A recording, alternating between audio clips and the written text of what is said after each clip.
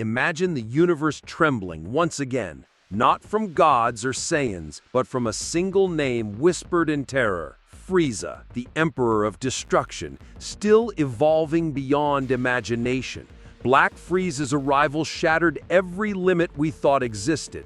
Yet deep down, a chilling question lingers. Is this truly his peak, or merely another terrifying transformation? Every time we believed Frieza reached his end, he clawed back with monstrous evolution, each form darker, sharper, more efficient, like a serpent endlessly shedding skin to grow deadlier.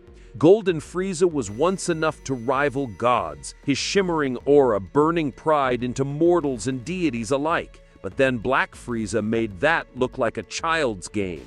Picture his obsidian armor glistening, body hardened through 10 years of merciless training, striking down Goku and Vegeta as if their strongest forms were nothing but fragile illusions. But what if this black isn't the finale?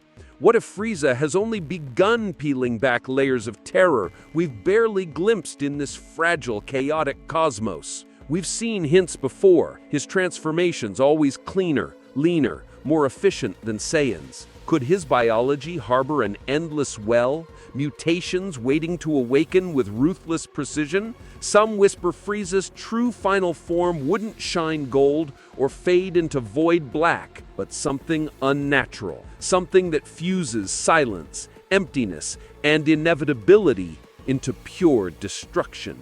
Imagine an aura so cold it bends light itself, stars flickering as if existence recoils, a presence more terrifying than God's because it feels truly inescapable. Could Frieza's ultimate form be less about color, less about spectacle, and more about embodying perfection? Evolution stripped of excess? The deadliest balance between speed, endurance, and cruelty. Black Frieza is frightening, yes, but it's still recognizable. What if the true final form transcends recognition? A state so alien we wouldn't even call it Frieza anymore. The dragon of ambition never rests. When mortals train for strength, Frieza refines for survival, carving himself into a predator meant to outlast gods, time, and universal collapse. Think about it. He achieved Black Frieza not by magic or fate, but by sheer discipline. 10 years of obsession that no Saiyan, not even Goku, could replicate. And that's what makes him terrifying. Not just raw power, but his precision, his patience, his refusal to stagnate. Each form born with chilling purpose instead of chaotic chance. Saiyans ascend by accident, pushed into transformation by emotion and death. But Frieza evolves by will. What could his final transformation look like if sculpted with intention? Some theorize he'll embody void itself, a form with no glow, no aura, just silence, suffocating and absolute, where even gods cannot sense his movements until it's too late. Others claim his true end lies in divinity, stealing from gods themselves, twisting divine ki into something his species was never meant to wield, a blasphemy made flesh. But maybe, just maybe, Frieza's real power lies not in what he adds, but what he sheds, becoming smaller, sharper, an apex predator distilled into pure efficiency. Picture it, an emperor of nothingness, a creature no longer chasing theatrics, but embracing inevitability, a being whose very existence declares one chilling truth: resistance is meaningless. And that's why the question haunts us. If Black Frieza isn't the end, then what unimaginable nightmare waits just beyond the horizon of his next evolution? Frieza's legacy isn't power alone, it's survival. A creature who refuses extinction, molding every defeat into evolution, turning humiliation into weapons sharper than any Saiyan fist. Think back. Namek's fall, his body shattered in pieces, yet even there he returned mechanized, unwilling to accept death, burning with a hatred that refused to fade. He's the embodiment of inevitability. Every time history tries to bury him, he claws from the grave stronger, as though destiny itself fears silencing his ambition too soon.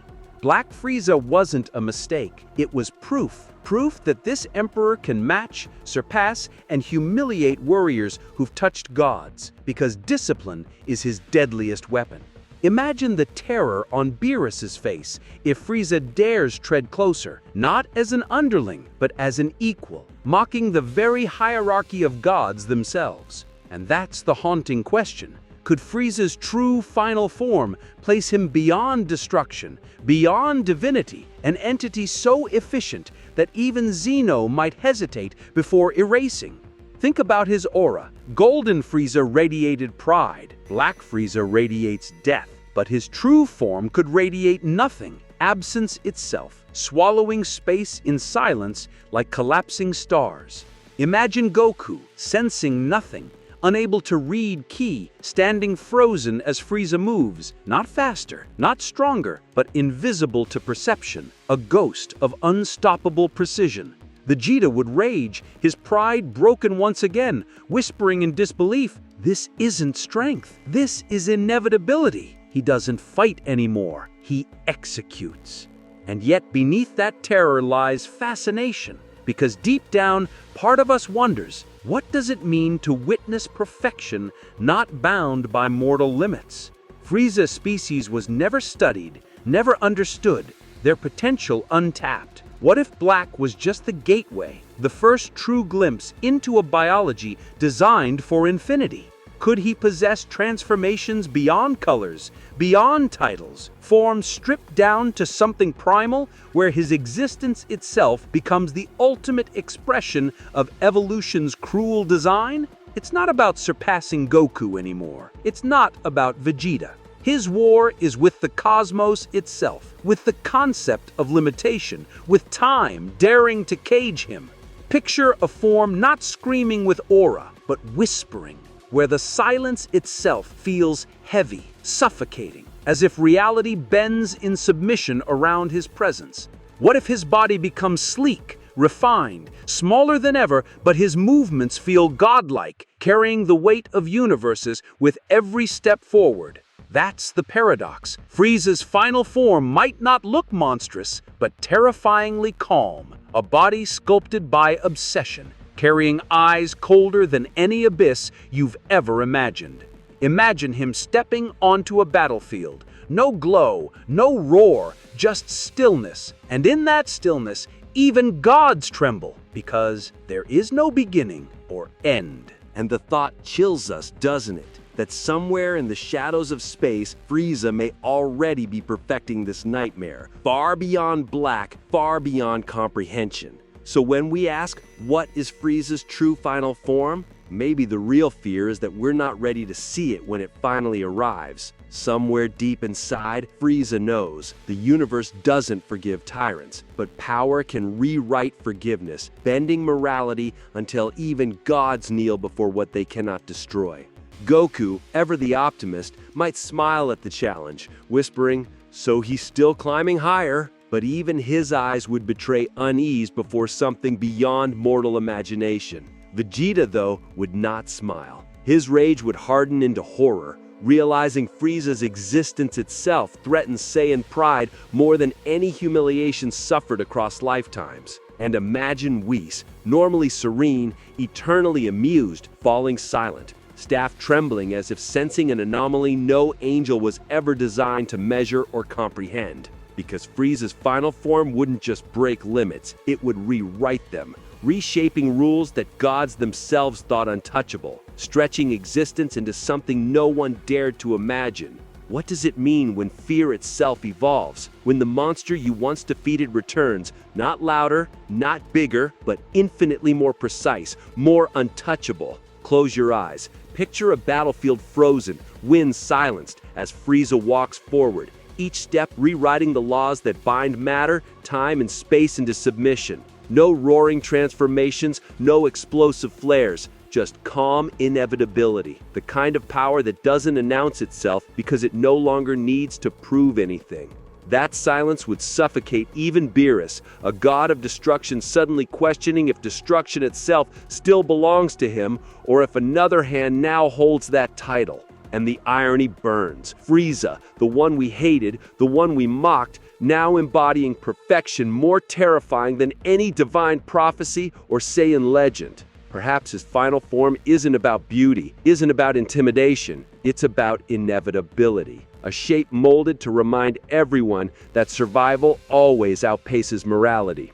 You can almost hear it now, the stillness before the storm, the sound of universes waiting to see whether they will serve him or crumble under him. The truth is, Frieza never needed allies, never needed armies, because perfection once achieved requires nothing but itself to dominate entire realities with a whisper. And that's why his final form is terrifying. It's not about what it adds, but what it subtracts, until only inevitability remains, a shadow draped across eternity.